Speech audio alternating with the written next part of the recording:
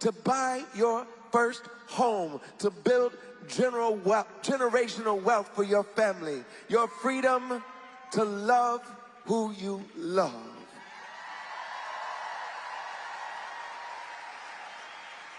And this issue's close to my heart and to my family's heart.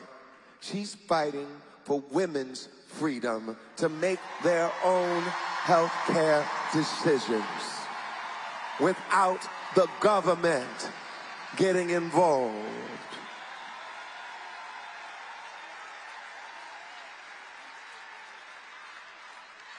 And she wants to make sure we secure the freedom that unlocks all these other freedoms. The freedom to vote.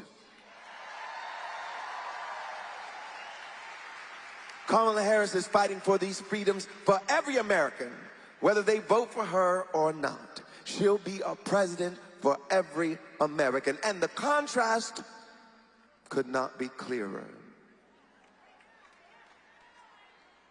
Donald Trump had 4 years. We saw what he did with those 4 years. That's right. He talked big about the working class, but who did he really serve? Wall Street, billionaires, big corporations, whichever dictator wrote him a nice note or gave him a hug. And while Americans were asking for help, he handed out tax cuts to the wealthy, fought to strip families of affordable health care, and cheered on the bans that ripped away women's reproductive freedom. He failed miserably when America faced the biggest pandemic in a century. He was unprepared, incompetent, and woefully unserious. When neo-Nazis marched in the streets of Charlottesville, Virginia, he tried to look at the bright side and make excuses for them. And when America decisively, 7 million votes decisively, fired Donald Trump from his job, he encouraged a mob of his minions who threatened the life of his own vice president and imperiled the peaceful transfer of power for the first time in our nation's history. And even now, as Americans are calling out for leaders who are focused on their problems, he's more focused on crowd sizes. That's his vision of how he uses his power, keeping himself and his rich friends rich, ignoring struggling families, and sowing division and fanning the flames of hate and violence in this country. Now, if you had the good sense to fire someone who was obviously so terrible at their job, so toxic, so destructive, Philadelphia, there's no way in hell you would rehire that person.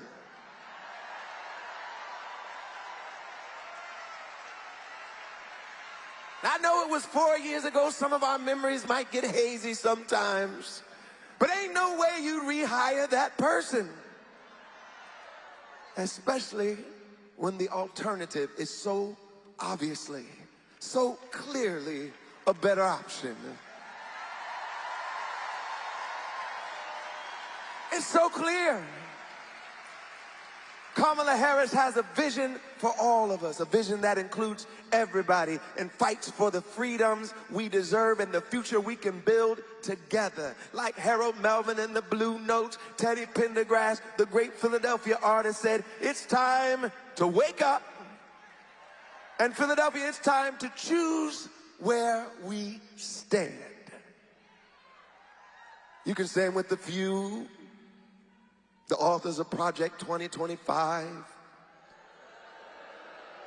who want to control our bodies and divide our communities and silence our history.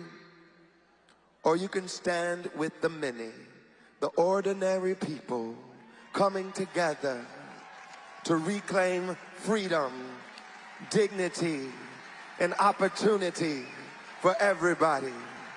You can stand with a leader like Kamala Harris, who knows what it's like to work hard, to face real struggles. Or you could stand with a career con artist who's far more interested in himself than in you. I know where I'm standing, Philadelphia. I'm ready to turn the page, and I believe you're ready to turn the page too. So we've got some work to do. Let's leave it all on the field. Let's bring it home for Kamala Harris, for Tim Walz, and for Pennsylvania's great Senator Bob Casey. What a dream team. Together, they will fight for your future, for your freedom.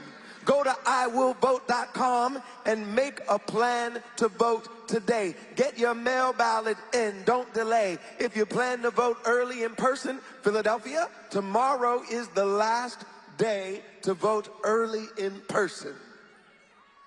Go to City Hall, like they said back here. I believe in all of you, and I believe in a brighter tomorrow. I believe that a change is gonna come, Philadelphia. And I believe we're gonna send Kamala Harris to the White House. I hope you're ready to fight for what you believe in. Are you ready to fight, Philadelphia? Like our future president says, when we fight, when we fight, let's win, Philadelphia. One day, when the glory comes, it will be ours, it will be ours. Oh, one day. You want to start over? Let's start over. Make sure we're synced up. We're going to get it right. Here we go. One day, when the glory comes, it will be ours, it will be ours. Oh, one day, when the war is won, we will be sure, we will be sure. Oh, glory, glory, glory. Oh, glory, glory, glory, oh, glory, glory. Now the war is not over, victory isn't won, but we'll fight on to the finish. Then when it's all done, we'll cry glory, oh, glory, glory, glory, we'll cry glory,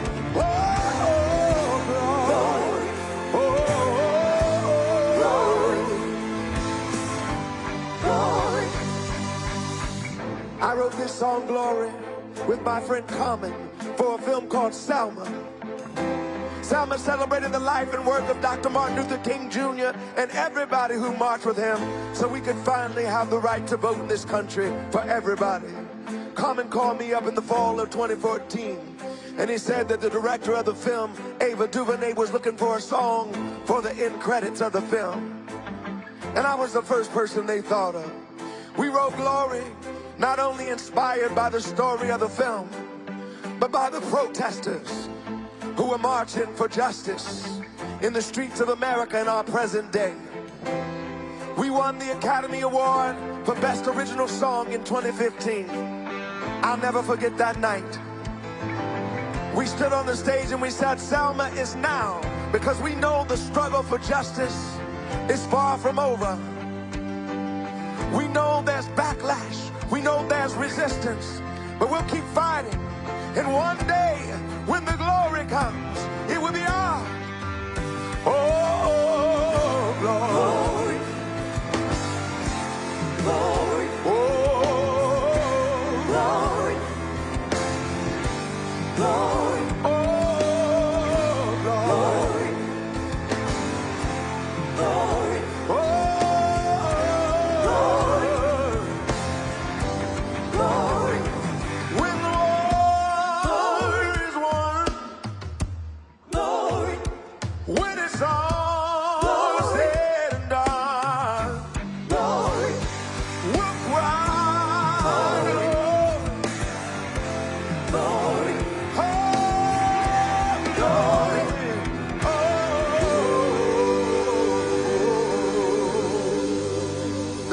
much. God bless you. Have a great night. Thank you.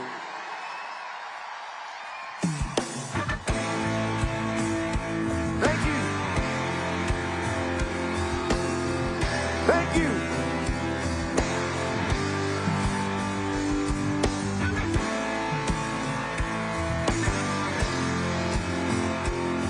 Give it up for my band. They're all from Philadelphia. Make some noise for them.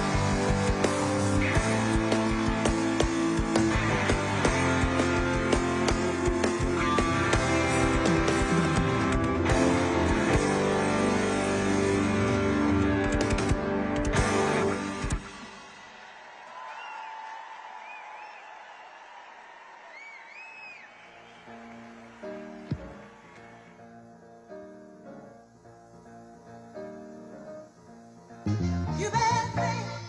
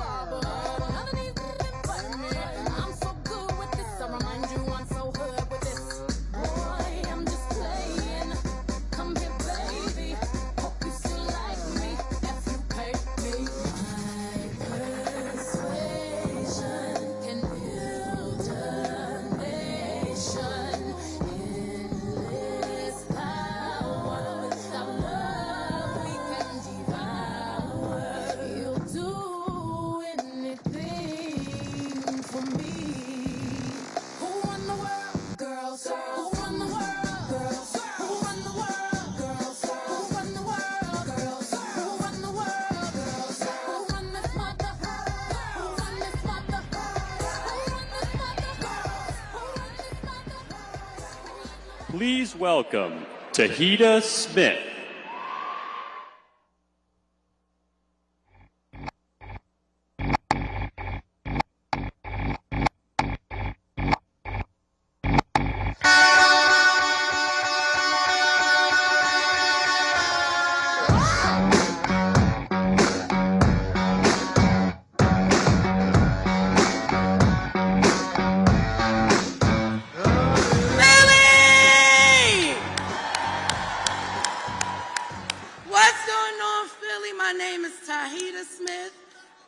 I'm a regional organizing director in West Philly.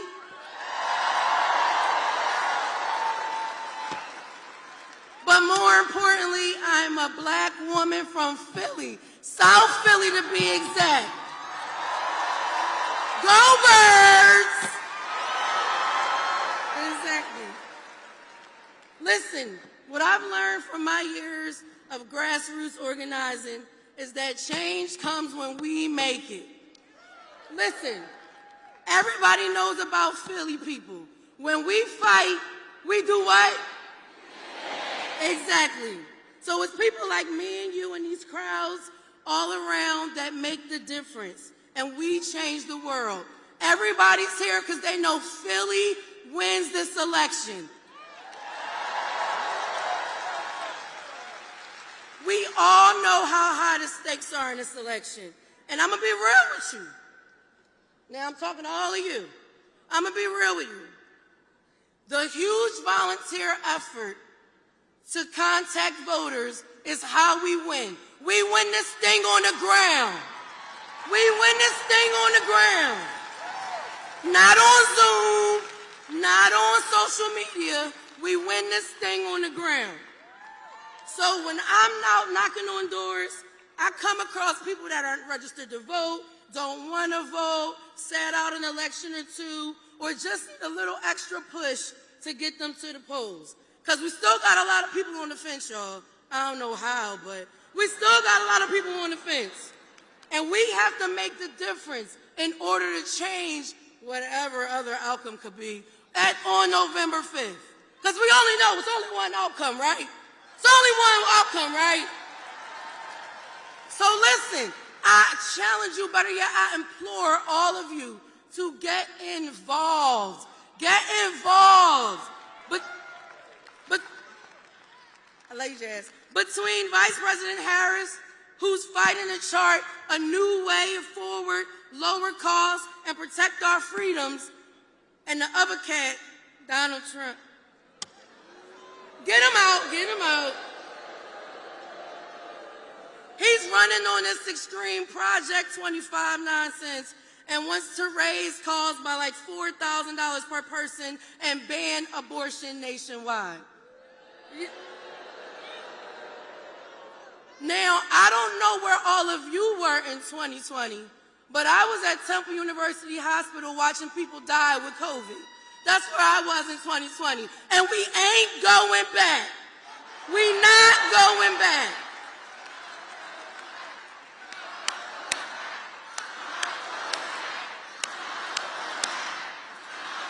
All right. I only got 2 minutes, y'all. It's only my 2-minute claim of fame. We got 8 days. 8 days to win this thing. I don't care what you're doing. Get involved. We do not want to wake up on November 6th and say shoulda, coulda, woulda, because we ain't gonna. We're going to get involved. We're going to get on the ground. It's plenty of volunteers in here. We got our Philly cousins who are organizers in the building. They will help you. They will get you signed up. They will get you shifted. We have so many things, the campaign has so many things lined up for the next 8 days. There's no way that we cannot get involved. Phone bank, knocking on doors, coming to an office, just get involved, find an office and get involved. So listen, I'm going to give you some more dates. All right, if you have a mail-in ballot, drop it. I don't know why you're still holding it. Drop that thing, okay? October 29th is the last day for early voting. That's tomorrow. And Tuesday, November 5th, get to the polls. We need all of you. We need everybody sitting here. You made your way here. You can make your way to a campaign office and get involved. Okay? Be a Broad Street bully and go get involved on this campaign. Okay, with all that being said, it is now my incredible honor to introduce one of those Democrats who has been fighting for working families across Pennsylvania each and every day. Someone who is focused on leveling the playing field so we can all get ahead. And who has been a tireless champion for us in the United States Senate. And that's why we need to re-elect him this November. Please join me in welcoming Senator Bob Casey.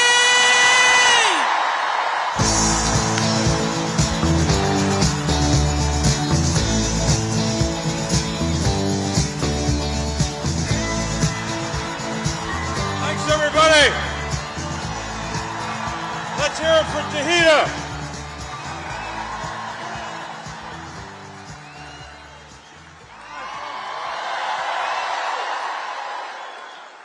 I got one question for this crowd. Just want to think about this question for a second. Are you ready to win for Kamala Harris and Tim Walz? Are you ready to win this Senate race? Now, I know we got a lot of folks from Philly. How many people here from the city of Philadelphia? Now, I'm going to do this by geography from right to left. Bucks County, Montgomery County, Chester County, Delaware County. Anybody here from Scranton? We'll get to all the other counties later, but I want to thank you all for being here tonight. We want to thank President Obama for being here with us tonight. The president who made it possible for us to pass into law the Affordable Care Act, which brought health care to 1.4 million Pennsylvanians. And you all know what this race is about, both the presidential race, my race, and all the races for Congress. This is an election about working families. It's about an election to lower costs, to fight the fentanyl crisis, and to fight for women's rights, workers' rights, and voting rights.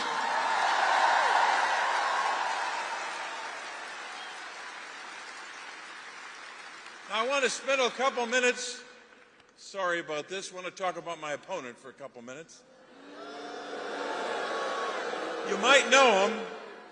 He's a former hedge fund CEO. He's got a little money. He's worth a couple $100 million. And while I was delivering for the people of Pennsylvania, delivering for our families, investing in our schools and our communities, he was running this hedge fund and delivering for China. That's what he was doing. He started this campaign lying about living in Pennsylvania. He was living in Connecticut. The Associated Press told us that. Not that I remember the date, but it was August 14th, 2023. Just read it, take a look at it. He didn't vote in Pennsylvania for 15 years. He even told stories about how he grew up. He said he came from nothing. At one point he said he was a farmer, and he was a hedge fund CEO. So he doesn't understand our Commonwealth, and he doesn't understand the people of our state that make Pennsylvania what it is.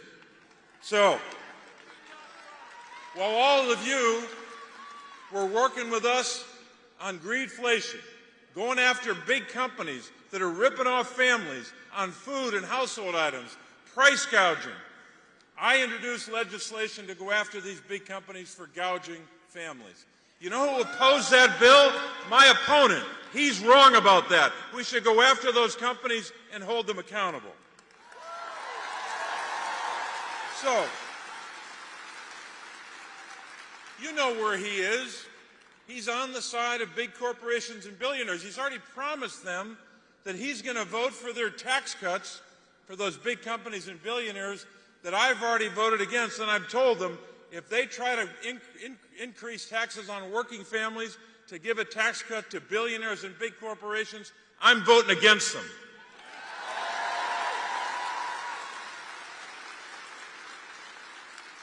You know, my opponent even wants to repeal the law that capped insulin at $35 a month, right? Boo, right. And that law also will put in place this January a cap on all out-of-pocket costs, drug costs for seniors. He opposes that bill. So all these big billionaires are coming into Pennsylvania, these out-of-state billionaires. They're paying for 80% of his ads, attacking me. Well, I got news for those billionaires. On Election Day, not only am I going to beat David McCormick, but we're going to beat those billionaires too.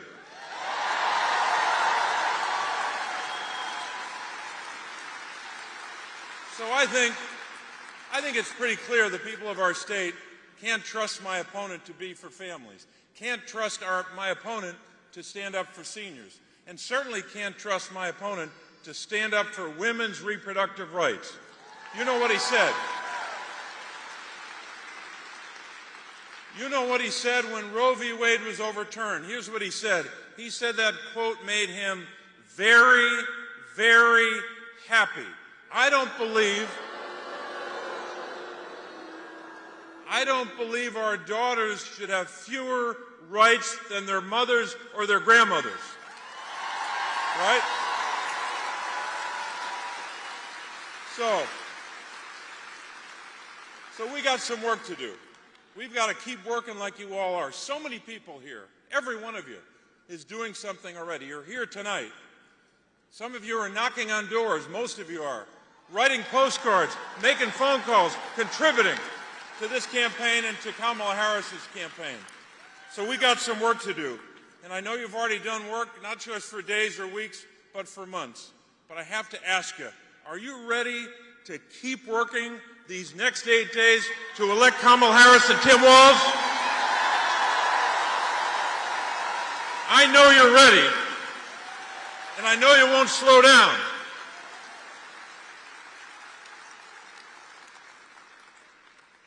So I just want to do one more thing. I want to make an introduction. Let me start by saying I think we can all agree that the last 25 years in America have been tough years for our country.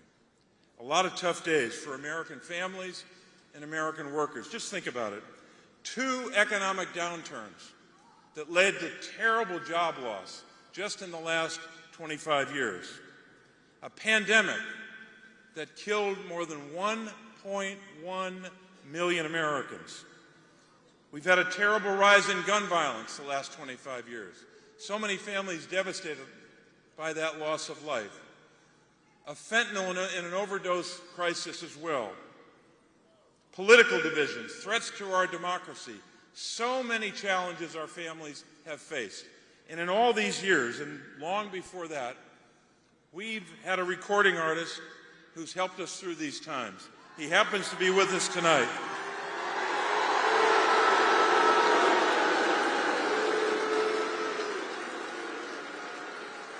For those watching on television, that was Bruce. They were saying Bruce. This recording artist has helped us through a lot of dark times. He's helped lift up our families at those times and during happier times. His songs are like a hymnal. They're like a prayer for our country. These songs that he has written and that we know so much about, these songs are full of gratitude and sometimes full of grief. They're songs full of celebration and reflections on the country we are and who we hope to be. Whether it was Thunder Road or Born to Run, or We Take Care of Our Own,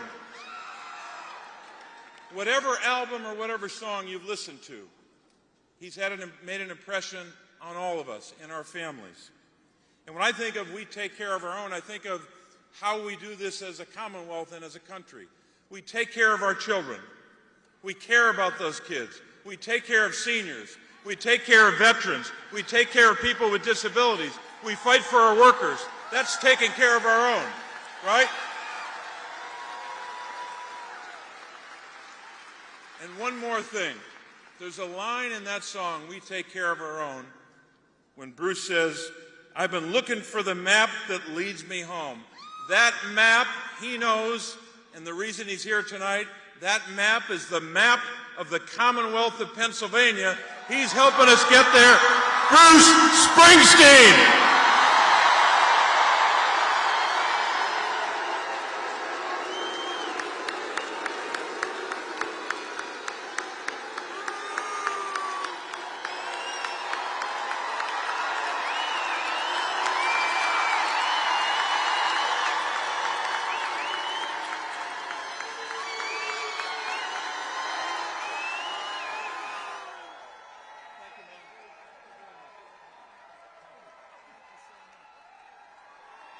Thank you, Senator Casey.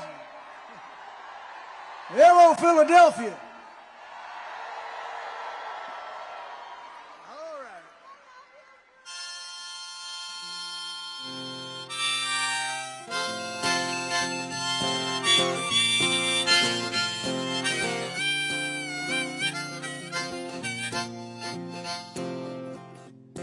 On a rattlesnake speedway in the Utah desert, I pick up my money, head back into town, driving across the Waynesburg County line.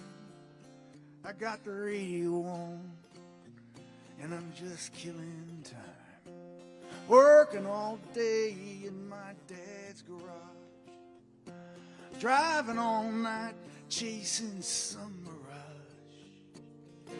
Pretty soon, darling, I'm gonna take the shot. Well, the dogs on Main Street howl, 'cause they understand. If I could take this moment into my hands, mister, I ain't a boy, no, I'm a man, and I believe in a promised land.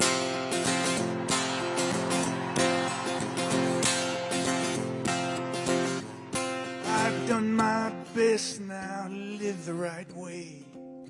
I get up every morning and go to work each day, but your eyes go blind and your blood runs cold. Sometimes I feel so weak, I just want to explode and tear this whole town apart. Take a knife and cut this pain from my heart. Find somebody itching for something to start. Well, the dogs on Main Street howl, 'cause they understand. If I could take this moment into my hands, mister, I ain't a boy, no, I'm a man, and I believe in a promised land.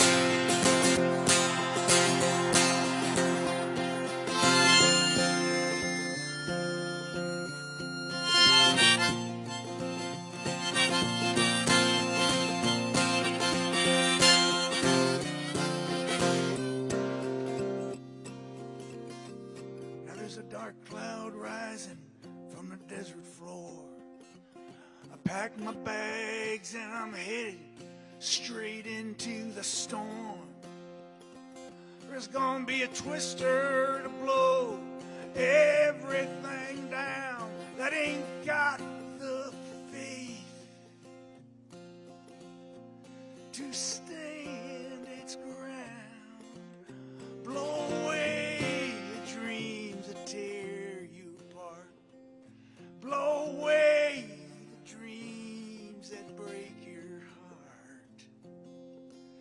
Blow away the lies that leave you nothing but lost and broken hearts.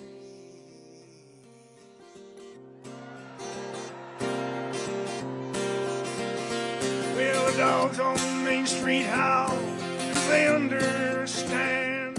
If I could take this moment into my hands, Mr. I ain't a poet, no, I'm a man.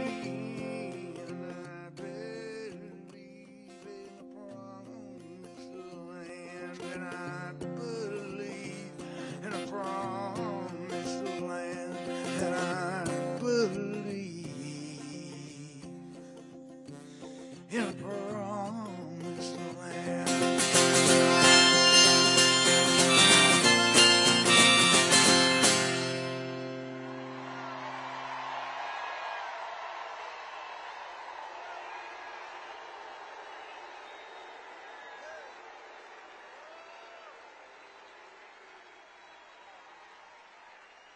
Thank you, Philly. I'm Bruce Springsteen, and I'm here today to support Kamala Harris and Tim Walz, and to oppose Donald Trump and J.D. Vance. Here's why. I want a president who reveres the Constitution, who does not threaten but wants to protect and guide our great democracy, who believes in the rule of law and the peaceful transfer of power, who will fight for women's rights, a woman's right to choose, and who wants to create a middle-class economy that will serve all our citizens. There's only one candidate in this election who holds those principles dear. That's Kamala Harris. She is running to be the 47th President of the United States. Donald Trump is running to be an American tyrant. Now, I understand folks having different opinions about things, but this election is about a group of folks who want to fundamentally undermine our American way of life. Donald Trump does not understand this country, its history, or what it means to be deeply American. That's why on November 5th, I'm casting my vote for Kamala Harris and Tim Walz.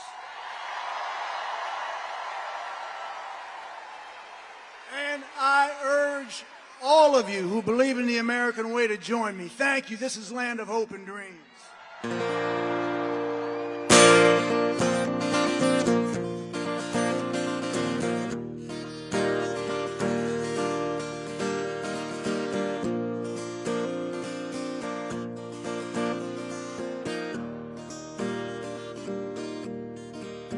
Grab your ticket and your suitcase.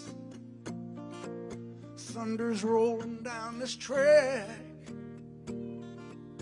Well, you don't know where you're going now, but you know you won't be back. Well, darling, if you're weary, lay your head upon my chest.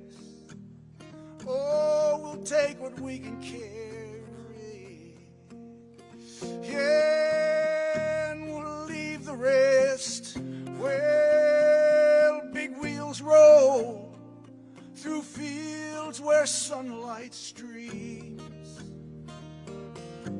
Oh, meet me in a land of hope and dreams.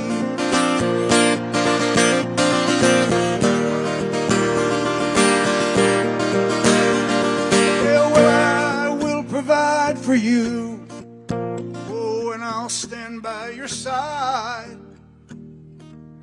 'cause you'll need a good companion now, all for this part of the ride. Yeah, leave behind your sorrow, let this day be the last. Yeah, tomorrow there'll be sunshine, and all this darkness past.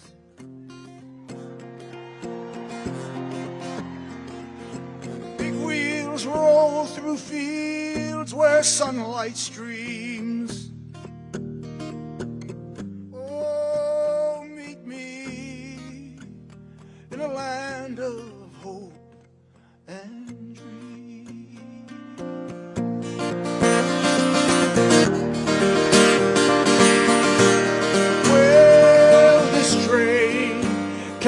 saints and sinners. Oh, this train carries losers and winners. This train carries hard gamblers. Oh, this train carries lost souls.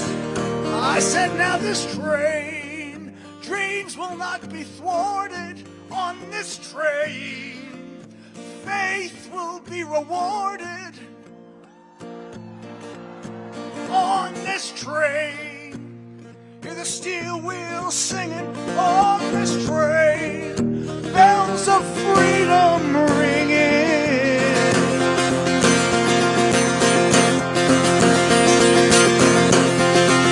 Well, big wheels roll through fields where sunlight streams. Oh, meet me in a land of hope and dream. Oh, meet me in a land of hope and dream.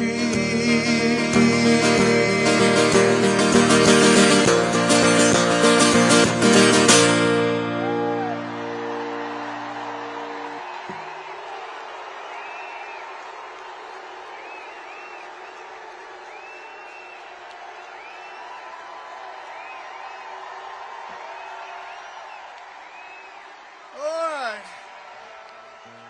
I'm going to do this for my brother John Legend. John does the most beautiful version of this song I have ever heard. So here's a little entertainment for you.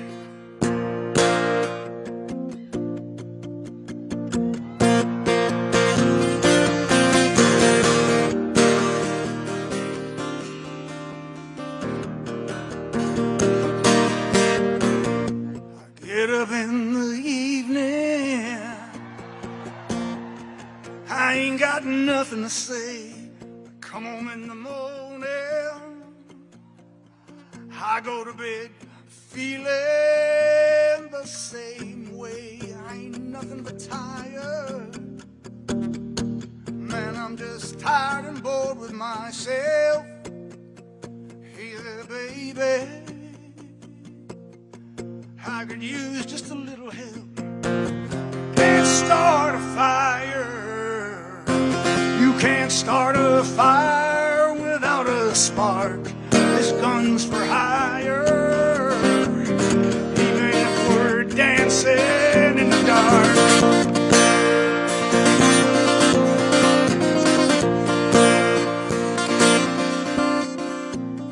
Messages keep getting clearer. Radio's on and I'm moving round the place. Check my look in the mirror. Wanna change my clothes, my hair, my face. Man, I ain't getting nowhere. All just living in a dump like this. There's something happening somewhere. I just know this. Can't start a fire. Can't start a fire without a spark. This gun's for hire. Even if we're dancing in the dark.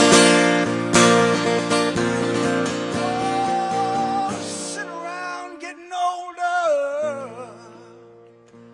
There's a joke here somewhere, and it's on me. Shake this world off my shoulders.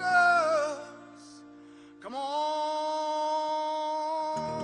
baby, have a laugh on me.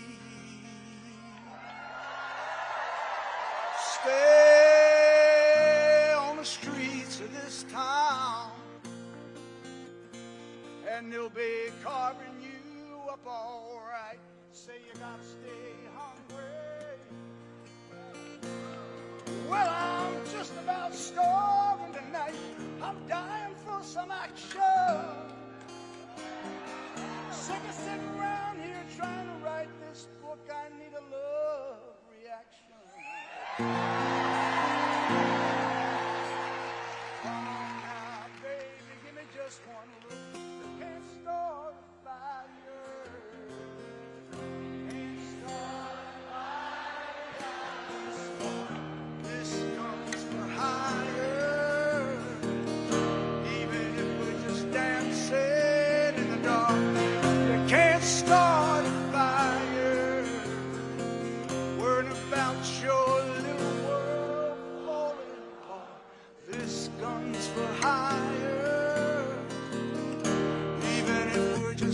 said,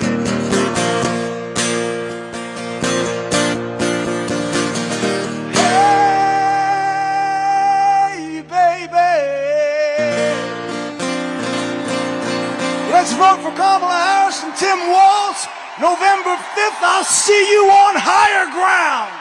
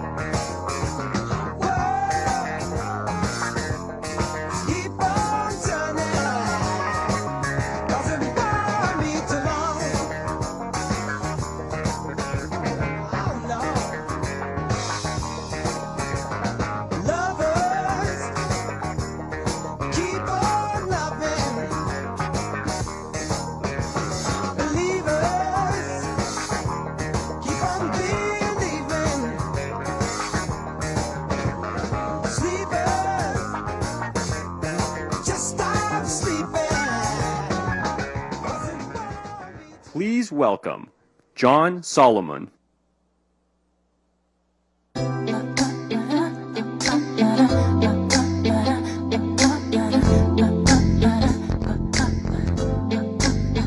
Bring the beat in.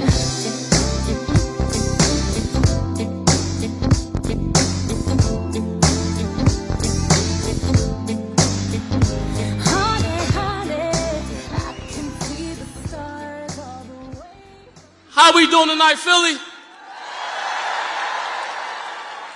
I said, how we feeling tonight, Philly? I like that. Great energy, great energy. Great energy. My name is John Solomon. I was born and raised just up the street, and I'm honored to be here tonight. Honored. These days, I spend my time running a nonprofit that I started to help stop gun violence.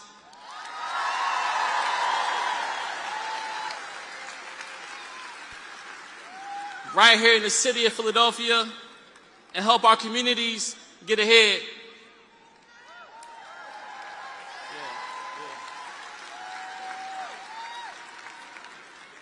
And I'm here tonight because we've got to have a president in the White House who cares about our community.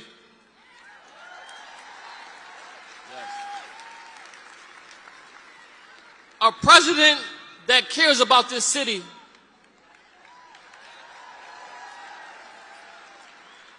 A president that understands the problems that we're working with.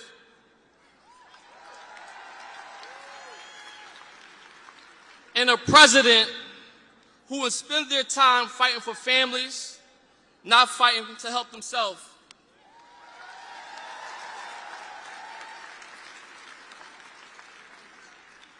We need someone who believes in freedom,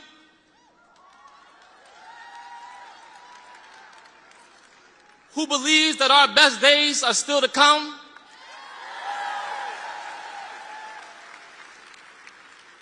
we deserve a president who would take us forward, not back.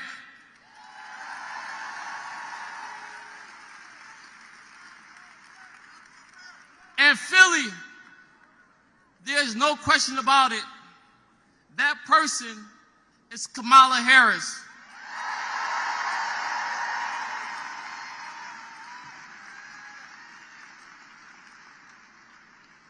She spent her entire life fighting to help working people get ahead.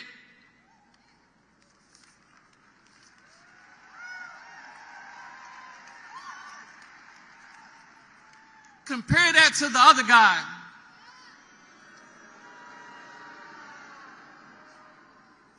Who has insulted us again and again and called our city egregious, corrupt, and so much more.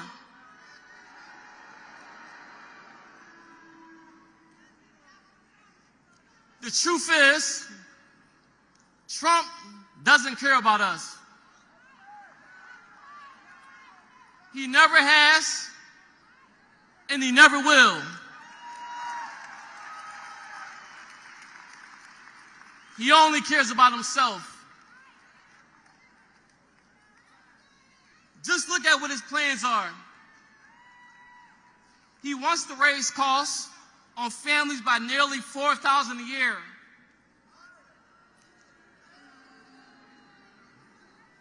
He rolled back even more of our hard-won freedoms with his Project Agenda 2025. Trump wants to divide us. But guess what, Philly? We are not going back.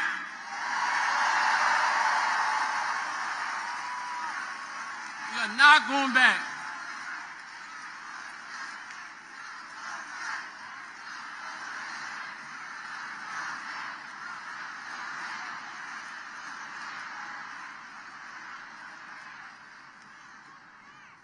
It's time to turn the page on Trump and his chaos and division.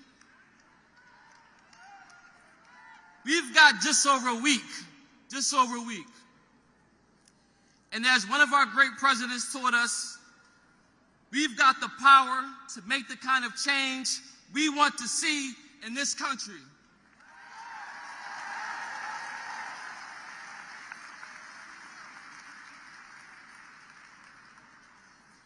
You know, guys like me too often feel like our voices don't matter. But I stand here today as a little black kid from North Philadelphia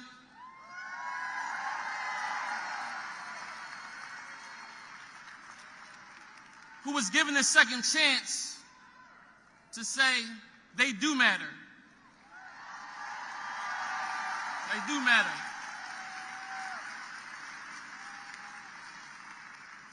And when we use them, we can change the world.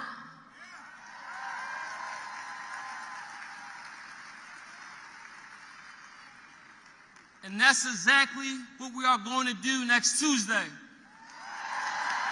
Tuesday.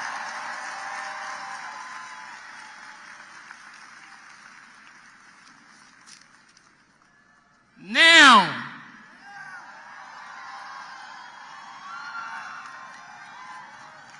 as I am so honored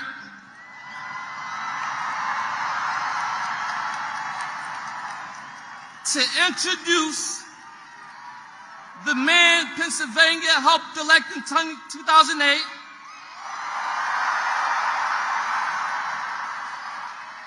who filled this generation with hope.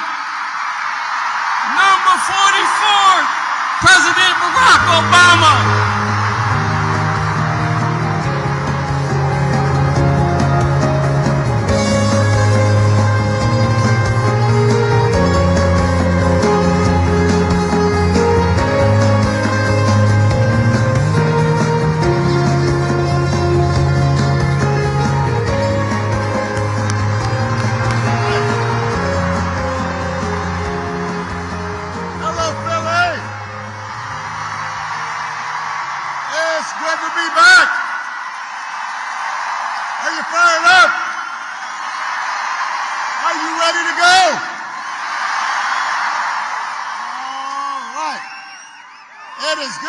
In Pennsylvania, good to be back in Philadelphia.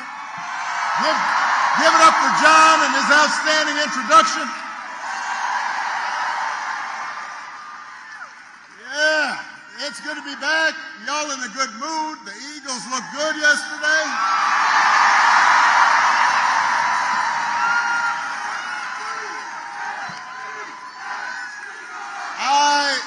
Something happened to my Bears we're not going to talk about. And it is good to be back with a couple of great friends. Give it up for John Legend and Bruce Springsteen.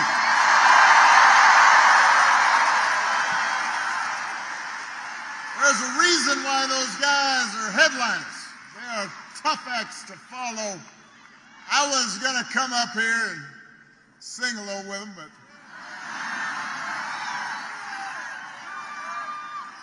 you know, you don't want to do this too often. You know,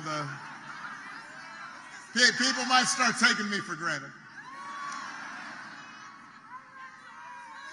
Despite how hard it is to follow them, I'm going to do my best because I am here for a very important reason: to ask you to vote for your next Auditor General, Malcolm Kenyatta. For your next Attorney General, Eugene DePasquale. For your next State Treasurer, Aaron McClellan. For the Speaker of the Pennsylvania House, Joanna McClinton. And for my dear friend and your outstanding United States Senator, Mr. Bob Casey. And for the next President of the United States, Kamala Harris. Come on.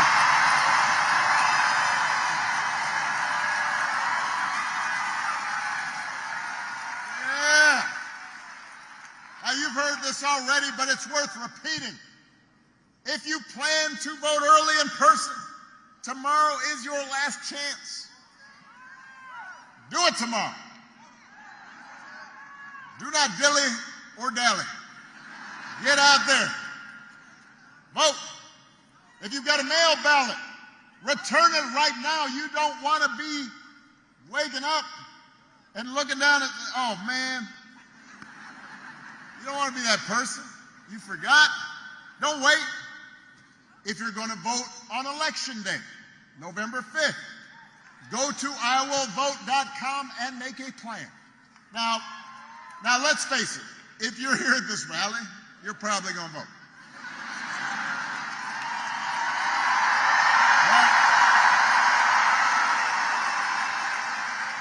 I am preaching to the proverbial choir right here. But you've still got work to do because you need to talk to your friends and family so they have a plan to vote too. Because together we have a chance to choose a new generation of leadership in this country and start building a better and stronger and fairer and more hopeful America. Now, we know this election is going to be tight. It shouldn't be, but it will be, because a lot of Americans are still struggling.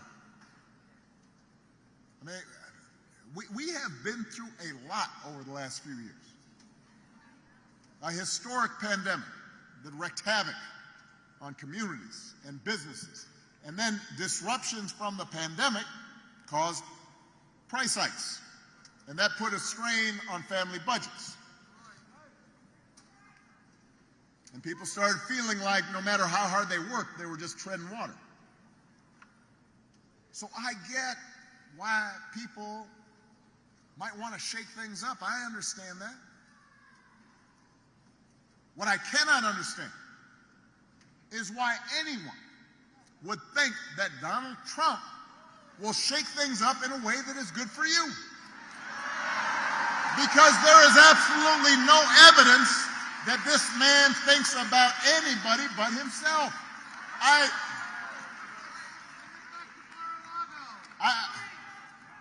said this before.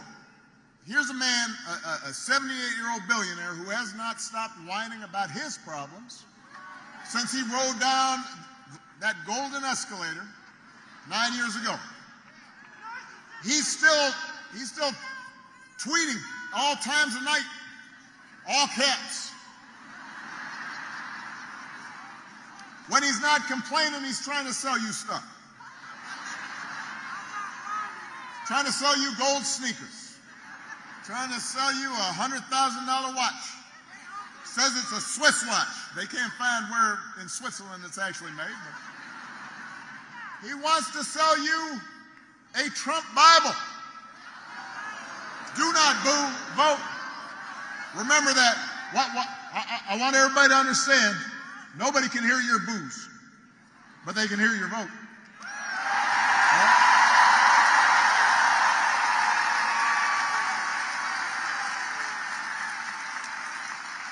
So he wants you to buy the Word of God, Donald Trump edition.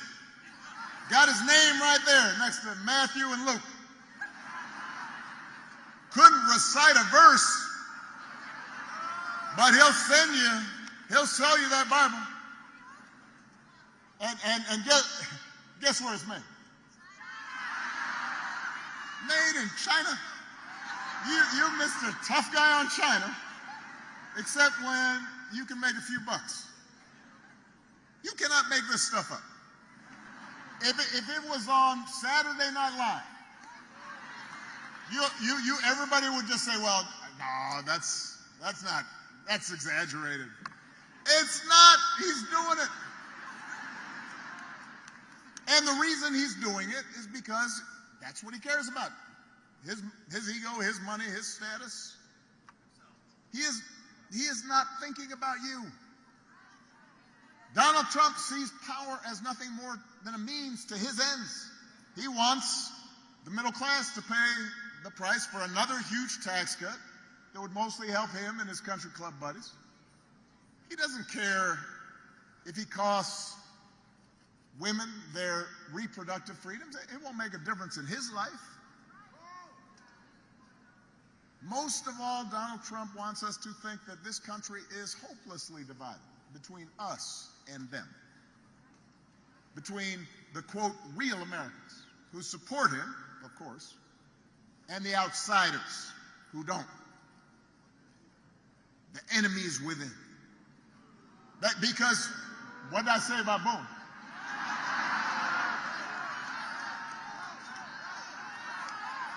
Vote!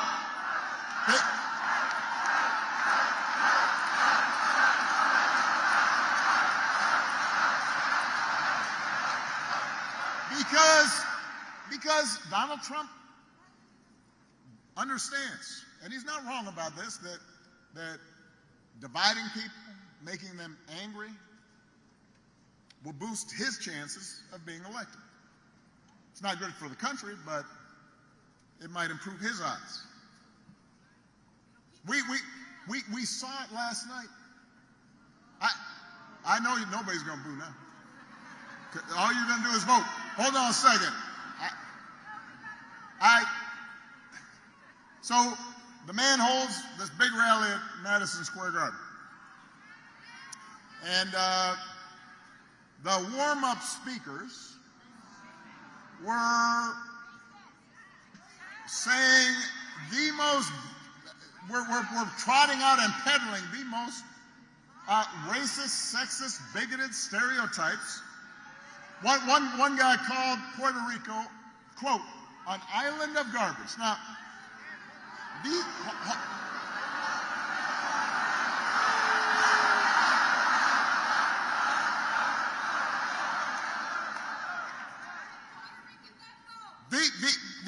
are fellow citizens he's talking about.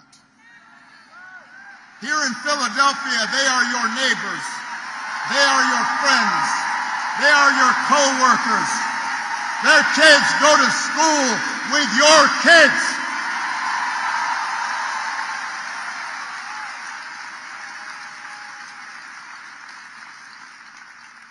These are Americans. They're people. And that is the reason why this election should not be close. It should be clear. Here's a good rule. If somebody does not respect you,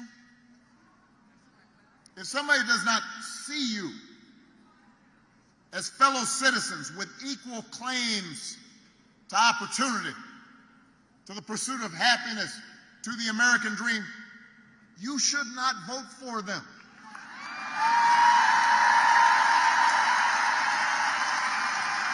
You should not expect them to make your life better. They will not help you make the, they will not help you pay the bills. They're not gonna work hard to make sure your kid gets a good education. They're not gonna help you with a down payment on a house. I mean, we have to reject the kind of politics of division and hatred that we saw represented. America's ready to turn the page. America's ready for a better story. Philadelphia, we are ready for a president, Kamala Harris.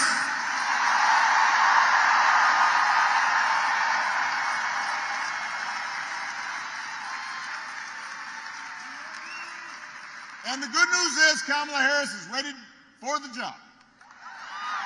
I mean, this is a leader who has spent her life fighting on behalf of people who need a voice and need a champion.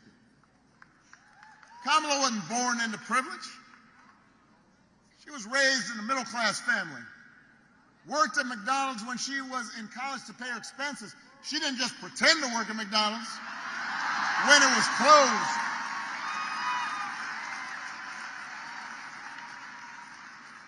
She actually cares what people are going through. As the oldest child, she saw how the world would sometimes treat her mom. Single mother, 5-foot-tall brown woman with an accent. And she'd watch how her mom never lost her cool. She'd call Kamala and her baby sister over and say, don't complain about injustice. Do something about it. And that's what Kamala did. That's what Kamala did as a prosecutor, standing up for children who had been victims of sexual abuse, standing up as Attorney General of California, fighting the big banks and for-profit colleges, securing billions of dollars for people they had scammed. After the home mortgage crisis, Kamala pushed me and my administration hard to make sure that homeowners got a fair settlement. It did not matter that I was a Democrat. It didn't matter that she had knocked on doors for my campaign in Iowa. She was not going to let anything stop her from winning as much relief as possible for families who deserved it. That's who she is. That's what she stands for.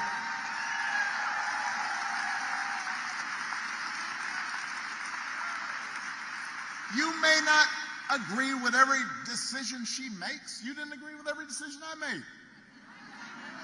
You didn't. But you won't find somebody who you agree with on everything. Here's one thing you have to think about and that you can count on with Kamala. If you elect Kamala Harris, she will see you. She will hear you. She will have your back every single day. She knows what it's like to struggle and to work hard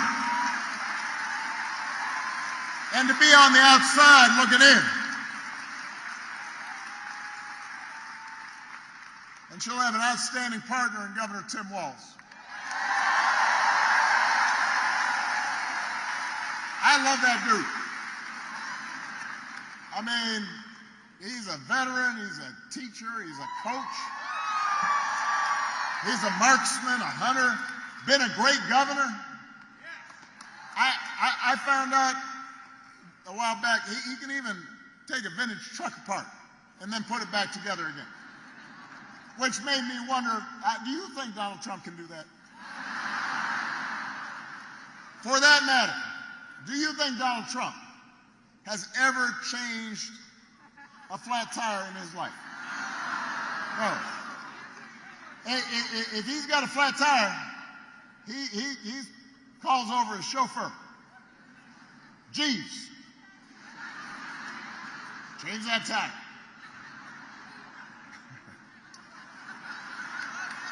I don't know that his name is actually Jeeves, but it might be. Got a fake English accent? Jeeves. Hey, listen, the point is, if you elect Kamala and Tim, they won't be focused on their problems, they'll be focused on your problems. They actually understand that too many folks here in Pennsylvania and across the country are struggling to pay the bills. They know what it's like to struggle to pay the bills. Now, even though wages have been steadily growing, inflation is finally slowing. The price of everything from health care to housing to groceries, it's still too high for a lot of folks. And that hurts. The question is, who's actually going to do something about it? I knew you guys knew the answer, but that was a rhetorical question. But let me expand. So, on the economy, which all the polls show that's people's main concern, Donald Trump's main idea is to give another massive tax cut to billionaires and big corporations. Now, do not boo. No, that's the last time I'm going to say it. I know y'all got it now. Now, I have heard, because I'm talking to folks, and what I understand is some people are saying, well, I remember the economy when he first came in, that was pretty good. Yeah, it was good because it was my economy. Yes. I had spent the previous 8 years. I had spent the previous 8 years cleaning up the mess the Republicans had left me. Financial crisis, Great Recession, the auto industry flat on its back. And after those 8 years, I then handed over 75 straight months of job growth to Donald Trump. And all he did was give a tax cut to people who didn't need it, drove up the deficit in the process. Now he wants to do it all over again. So, all right, so that's on the economy. People have this weird pre-COVID memory as if somehow he did something. He didn't do nothing. The other thing that I hear is, well, Donald Trump sent me a check during the pandemic. Now, I want you to understand this. First of all, Congress sent you a check. Democrats and Republicans, in the midst of a crisis, passed a law so that people could absorb not working during COVID. And by the way, Joe Biden also sent you a check during the pandemic. Just like I gave people financial relief during the Great Recession, the difference is Joe Biden and I didn't put our names on the check because it wasn't about feeding our egos or advancing our politics. It was about helping people out during a tough time. So don't be fooled. I'm serious, because I've heard this a bunch of times. Well, I got a check. Don't be fooled into thinking that somehow that was something special. Do not fall for that okie doke. Do not be bamboozled. Don't be hoodwinked. And don't get fooled when he talks about health care either. If you ask Donald Trump, what's his idea to make health care more affordable, he's got one answer, which is, well, we're going to replace Obamacare, Affordable Care Act. He's not actually sure why it should be replaced, except for the fact that I did it. I have space in his head. But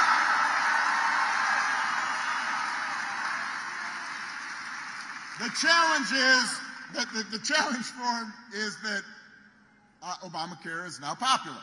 Almost 50 million people have gotten health care because of it that didn't have it before. So, a couple of weeks ago, his running mate on a debate stage had the nerve, had the chutzpah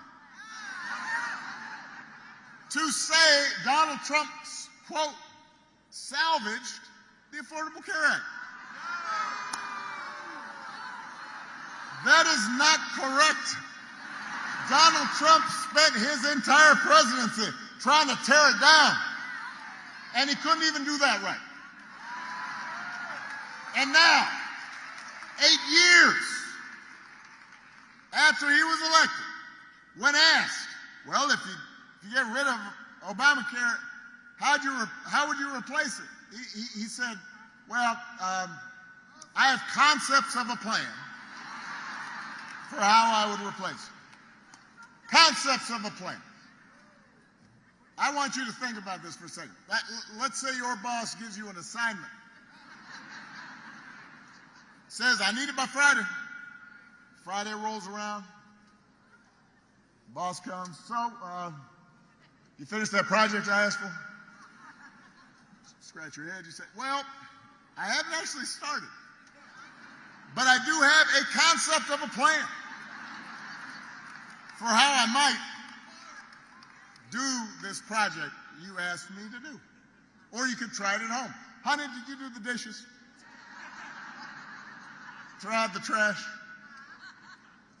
No, but I do have a concept of a plan to do the dishes. Right after this game's over. How's that going to go over? If it wouldn't work for you, why should it work for the President of the United States? It shouldn't. Which is why Kamala Harris doesn't have concepts of a plan. She's got actual plans to make your life better. Come on.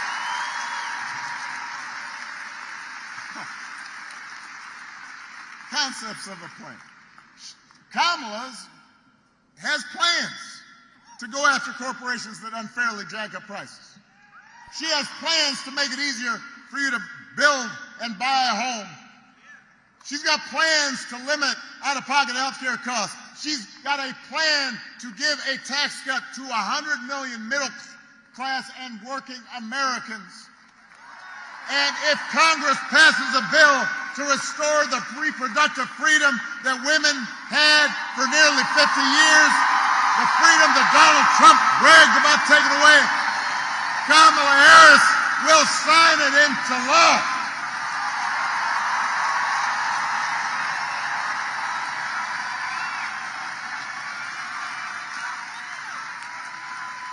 That's who Kamala Harris is.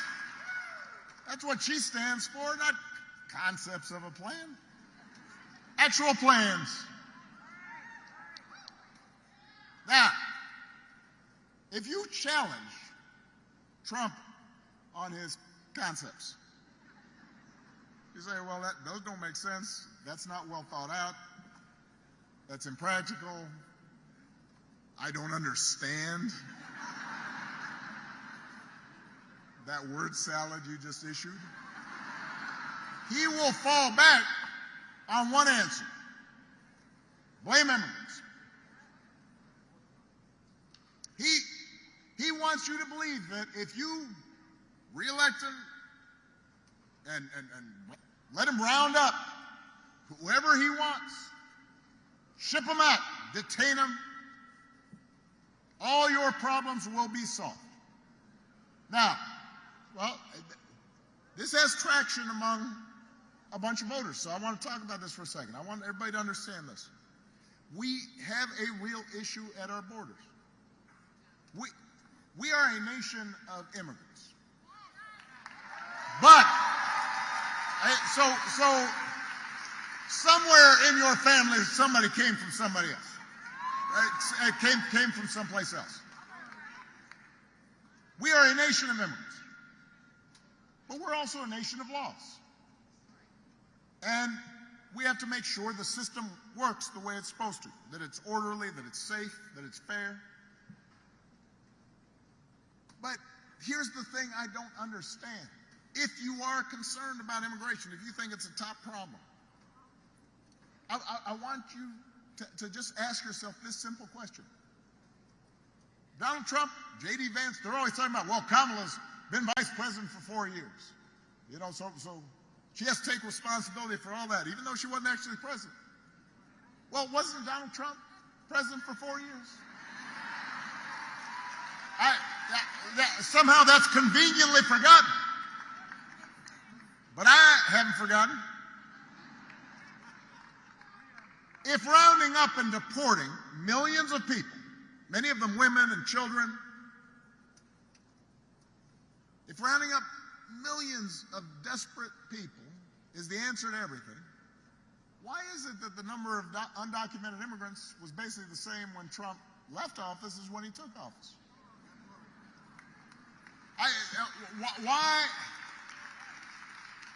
Why didn't he solve this problem when he was in office? Well, I'll tell you why. Because he did not have a real plan. He had concepts of a plan. And it was a mean and ugly plan and an impractical plan.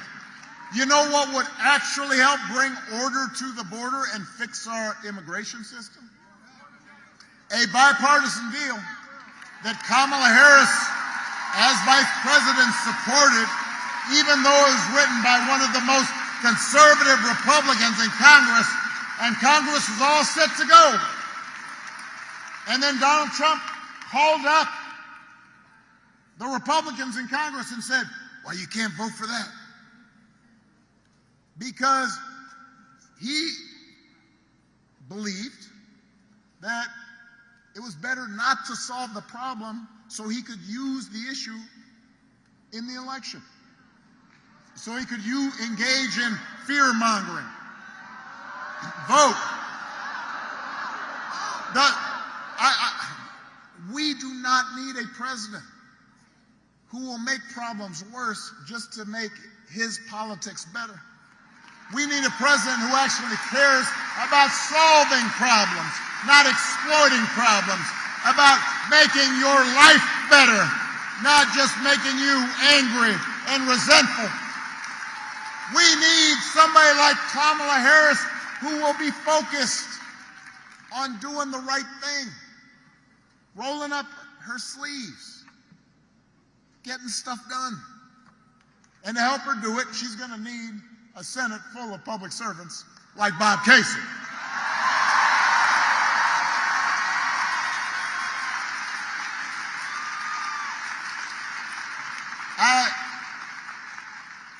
I have known Bob for almost 20 years. I know his wife. I have watched his gorgeous daughters grow up. Now he's a grandpa. Although his grandson, the little guy, wouldn't give me a fist bump in the photo line. He was feeling kind of shy. I was like, oh man, next time, just let me hang. I can tell you this. I love this entire family, and I can tell you, there is nobody who is more humble, more honest, more rooted in his community, more dedicated to this great state than Bob Casey. All the guy cares about is doing the job and looking after the people he was elected to serve. And that's the kind of person we need to send back to Washington. We need public servants like that. He's the kind of person who's going to help Kamala get stuff done. Leaders who share our values and will move this country forward. Now, in these closing days, because remember, y'all are the choir here. But we need to reach the unconvinced. And when we talk to people, I think it is super important for us to be respectful and to listen, not just talk, and understand where folks are coming from, and recognize not everybody's going to have the exact same perspective as we do. But one thing that you will hear from a bunch of folks, including maybe some of your friends, family members, coworkers, is they don't believe politics can make a difference in their lives. You know, they just think politics is nasty and it's frustrating, and with so much crazy swirling around. I understand why people would just say, you know what, that's just not for me. It has no impact on me. Doesn't matter who's in charge. And that's why whenever I talk to people who are frustrated or disillusioned or cynical about politics, I don't try to sell them the moon. I'm honest with them. Politics is not going to solve all your problems. It won't. Whoever's in there as president, it's not going to change everything. It's not going to eliminate poverty. No matter how well-meaning a president might be, it's not going to get rid of all racism. You'll still get frustrated with your boss. Your kids, especially if they're teenagers, they'll still act up. People you love may still get sick. Politics is not a cure-all. But your vote matters because government, a president, a senator, they can make your life a little better or a little worse. And that little better adds up. And that little worse adds up too. So when I was president, we didn't solve all the problems with our healthcare system, but 50 million people who got healthcare who didn't have it, their lives were better. You know somebody who has healthcare because of that law. More than 50 million people with pre-existing conditions can no longer be denied coverage or charged more. That made a real difference to them.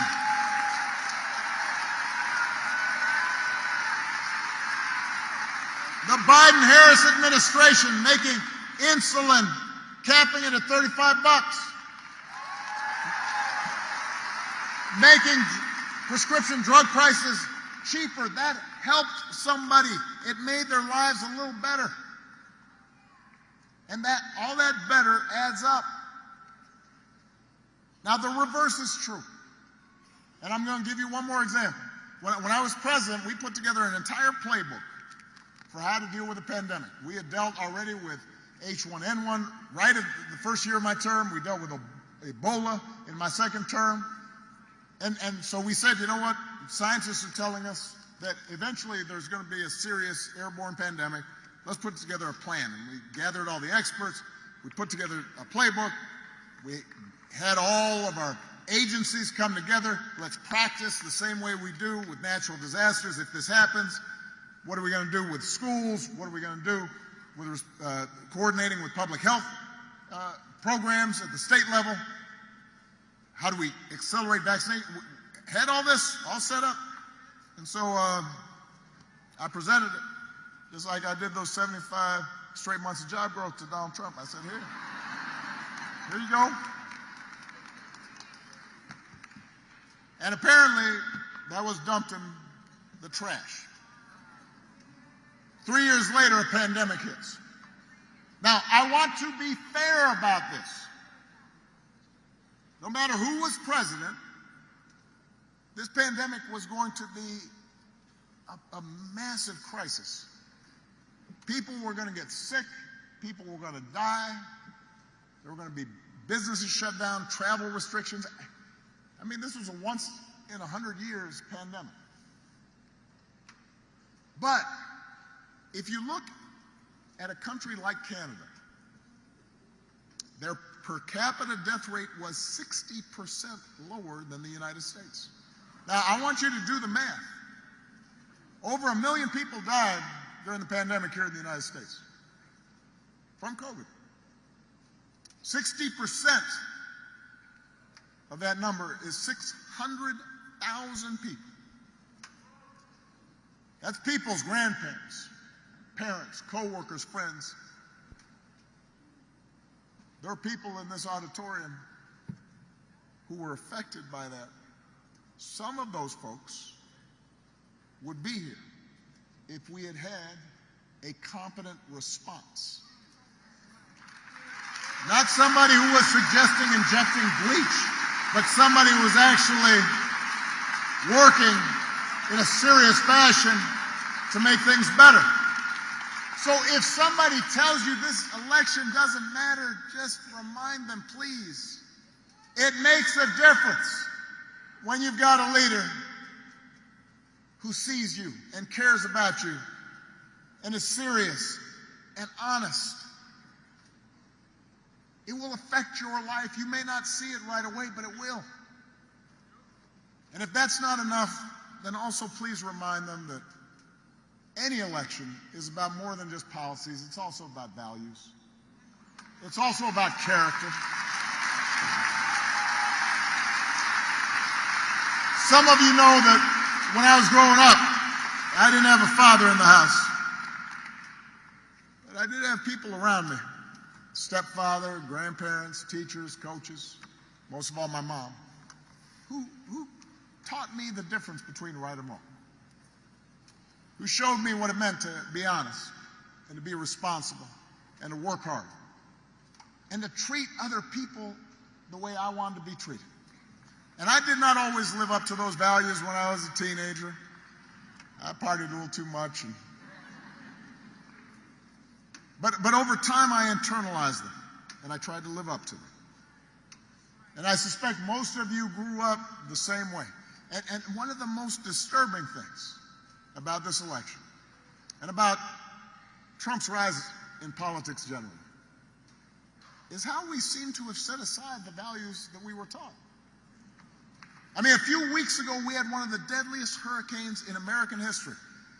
And while President Biden and Vice President Harris were in some of the communities that were affected, meeting with local officials, comforting families, Donald Trump and his running mate were out there circulating stories about how the Biden administration was withholding aid and giving it to undocumented immigrants and not giving it to Republican counties. Even Republicans on the ground said it was a bald-faced lie. And my question is, when did that become okay? No matter where you stand on the issues, why would you go along with that? If your co-workers acted like that, they would not be your co-workers for very long. If you had a family member who acted like that, you would still love them, but you would not trust or put them in charge of anything. And yet, time and again, when Donald Trump lies or cheats or shows utter disregard for our Constitution, when he calls service members who died in battle losers and suckers, when he calls fellow citizens vermin. People make excuses for it, and I see it. I mean, look, if you're a Christian and you care deeply about the abortion issue, I understand that, but does that mean you'll support somebody who seems to violate pretty much every precept of the Ten Commandments? If you are a service member and you're somewhat conservative and you're used to voting Republican, I can understand it, but somebody who genuinely does not believe in duty and honor and does not understand why anybody would sacrifice themselves on behalf of their country, why would you do that? If you're a Muslim American and you're upset about what's happening in the Middle East, why would you put your faith in somebody who passed a Muslim ban and repeatedly suggested that somehow you weren't part of our American community?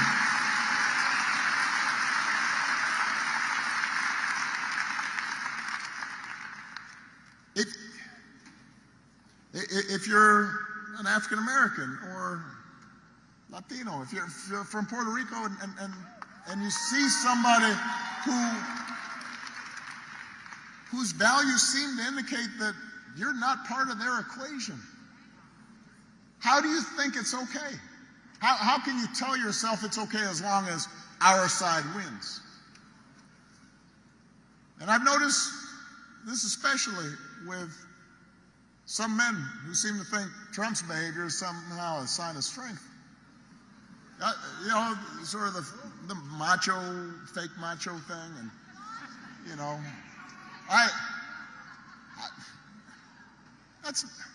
I'm here to tell you that's not what real strength is. It never has been. Real strength's about working hard. Real strength's about taking responsibility. Real strength is about telling the truth even when it's inconvenient. Real strength is about being confident enough to treat everybody with dignity and respect. Real strength is about helping people who need it and standing up for those who can't always stand up for themselves. That is what we should want in our daughters and our sons, and that is what I want to see in the next president of the United States of America.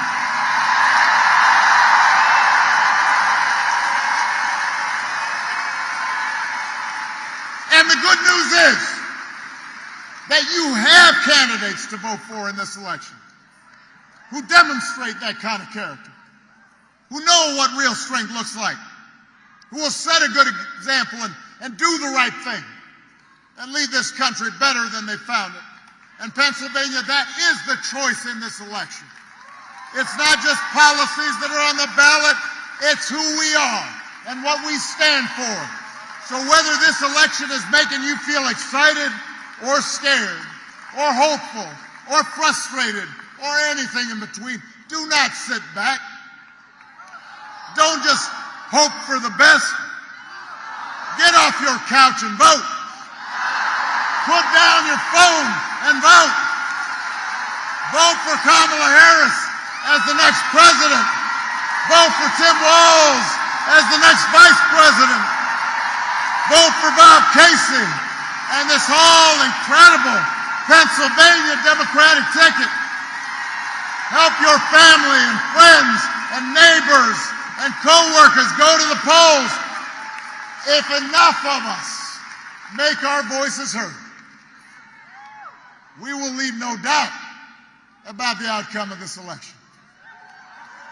We will leave no doubt about who we are and what America stands for. And together we will keep building a country that is more fair and more just and more equal and more free. That is our task. That is our responsibility. Let's go do the work. Thank you, Philadelphia. Thank you, Pennsylvania. Let's go vote. Windows rolling down this track. Well, you don't know where you're going now, but you know you won't be back. Well, darling, if you're weary, lay your head upon my chest. We'll take what we can carry, yeah, and we'll leave the rest. Well, big wheels